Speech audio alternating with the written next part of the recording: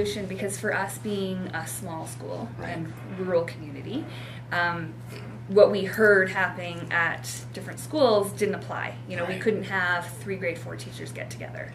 And so our whole configuration had to look different. So the biggest thing we had to do first was let go of the thought that we have to do it exactly like everybody else. We made our groups into divisions. So our Division 1 team, Division 2 team, and Division 3 team. And then each group evolved in different directions, which has been interesting, but I felt that we had to allow that flexibility, otherwise it may not go anywhere, right? So now what has happened is they have their I guess, leveled learning, where kids are learning at their just right level, and it's going very well. Focuses are different in each group. What we did see, though, that worried us at first, and now we're letting go again, is that there was no movement, or very little, from level to level. Like, you know how in the traditional model you want to have your students move from the different tiers, and that's how you would mark the progress. But we're finding that with the groups being multi-grade, when that, say, top group is moving along great, and your middle group of students are achieving success, well, now that top group has already far exceeded, right? I think because the gap is so wide. So a grade 4 student who maybe was, you know, kind of mid-range and then is excelling is nowhere near that top group that's in grade 6. So that movement up wasn't happening.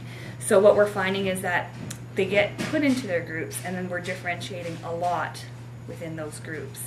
But the focus is able to be different, and that's still helping the student. One thing that we did do that, again, finding time for collaboration is tricky in a small school. So at our staff meetings, we did where each PLC group would share. So I would give them a certain month that they were going to share with the rest of the group what they were doing in their response to intervention program. And I think that was really important. We also took time at PD days too, to review and just say, where are you at? So that the whole school could hear what the successes were and what the struggles were. Because guaranteed every group had times of struggle. So when they were having a time of struggle, to hear the success of another group, I think was helpful. And the other groups could give some support as well, because they need it from more than just the administrator. I think definitely the idea of letting go of having to follow the mold. You know, we had a group of teachers who read the book, and we did the book study, and of course having you come in to present. All of that was helpful because I think we needed a set framework, but letting go of the need to be just like everybody else, knowing that our school is unique and we have to adapt. That was important.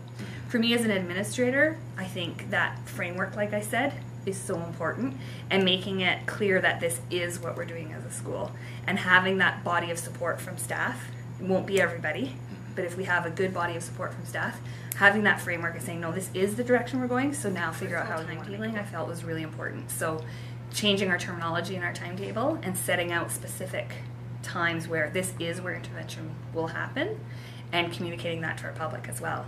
So that increases the level of accountability. And luckily, we had teachers in every division who were on board. So it was tough maybe for them to bring the others along, but there was someone in each group who really believed in it and wanted to give it a good shot. So then as administrators, we both would support, whether we sat in on PLC meetings or just talking to the teachers on the side, but really supporting them and saying, find your way through it, it's okay, this is a learning year. And then year 2 saying, it's still a learning year, let it evolve, tell me what you want to do. And then I tried to respond to the second year by changing timetabling a little bit, hearing what they were saying, and again, going into our third year next year, we're making changes again. There are some grade 2 students who might move to the grade 1 group, and I remember at the onset there was so much hesitation and nervousness about, well, how are the kids going to feel about having to go to this grade, or how are the parents going to feel knowing their kids in the smart group or the struggling group.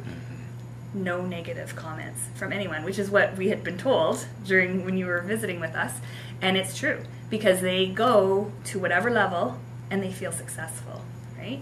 And I remember very distinctly last year a boy in grade 2 who came to me and said, I can read, and he was so thrilled, and that's not something we had seen from him. So learning at the just right level has worked. And like I said, after year 1, the Div 1 team decided we need to be doing this for every language arts class, not for 40 minutes a day. And then our Division 3 team has struggled, because what does this look like in junior high? It's hard to find a lot of examples of the response to intervention, or we've had trouble with Everyone it. has. Yeah. So, but they've been really creative, which I like. And last year to this year, it changed. So last year, they used different topic areas. So for a little while, they did math, and for a little while, they did science, and for a little while, they did language. And it was valuable, but then eventually they felt like they were kind of just adding more to the core subjects, not necessarily providing true intervention. So this year they decided to focus in primarily on language arts, and that's where they brought in the SRA. They're the group that drove that movement, and we brought in some new language arts resources that they could use. So we have a science specialist and a social studies and phys ed major who are helping now with language arts. So that's out of the box for them, but they're on board, which is great. And then their request, so this year the way it looked for them is they had 2 days, it was Monday and Tuesday, where they had a good chunk of time for what we call core skills. That's what we've called it for junior high. And they, like I said, progressed this year and have a better idea of what they want to do next year, but they wanted it daily, which is awesome. So next year they're getting a smaller chunk of time, but every single day. I think the biggest thing is don't waver on what your mission and mandate is. So as an administrator, having that confidence to say, this is what we're doing. And being clear that it's okay if we flounder, but we're not giving up. And give it a good chunk of time. To me, 1 year is not enough. 2 years is not enough.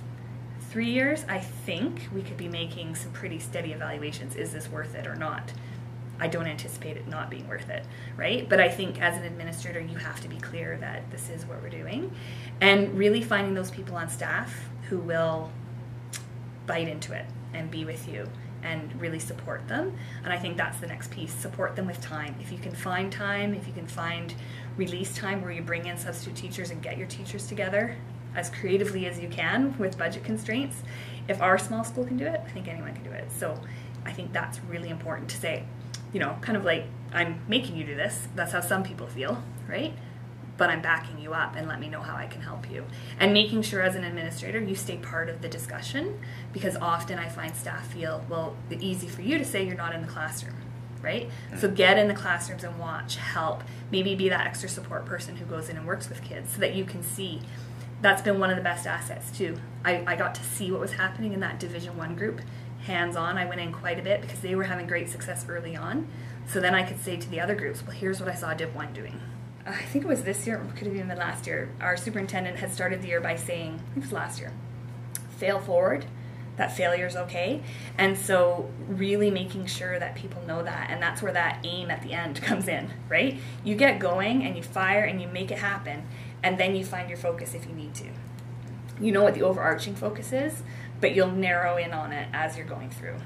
And letting parents know that that's okay too. Right? We are very straightforward with our parents. This is where we're at. It's a learning curve. We're going to find our way as we go.